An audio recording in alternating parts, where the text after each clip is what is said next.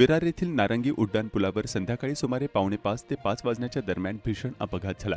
भरधाव वेगाने येणाऱ्या होंडा सिटी कारवरील चालकाचे नियंत्रण सुटल्याने कारने थेट रस्त्याच्या दुभाजक ओलांडून विरुद्ध दिशेच्या मार्गात प्रवेश केला। विरुद्ध दिशेला असलेल्या या भरधाव कारने समोरून येणाऱ्या एका पिकअप गाडीला आणि तिच्या मागे असलेल्या अर्टिगा कारला जोराची धडक दिली।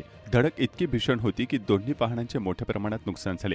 याच दरम्यान रस्त्याने जाणाऱ्या एका पादचाऱ्यालाही कारने जोराची धडक दिली। या अपघातात एकूण 4 जण जखमी झाले असून पादचाऱ्याच्या पायाला गंभीर दुखापत झाली आहे।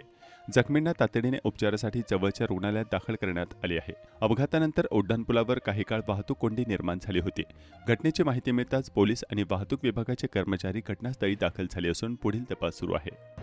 4:30 पावणे 5च्या दरम्यान होंडा सिटी गाडी आपण बघू शकता तिकडे। ही होंडा सिटी गाडीचं रोडच्या त्या साईडनी चालू होती। कंट्रोल त्याच्या हातून सुटला वाटतं चालकाच्या हातून आणि डिवायडर क्रॉस करून या साईडला आली। या साईडला त्यांनी पिकअप गाडी एक आहे आणि त्याच्या मागे एक अर्टिगा गाडी आहे। त्या दोन्ही गाडीला ठोकलं आणि एक चालणारा एक माणूस होता पथचारी, त्याला पण ठोकलं आणि तो आता संजीवनी हॉस्पिटलकडे ऍडमिट केलं। आणि आज जशी दुर्घटना घडली ही दुर्घटना ओव्हर स्पीडमुळे घडलेली आहे। जर प्रत्येकाने स्पीडचं नियमाचे पालन केली तर अशा दुर्घटना घडणार नाहीत।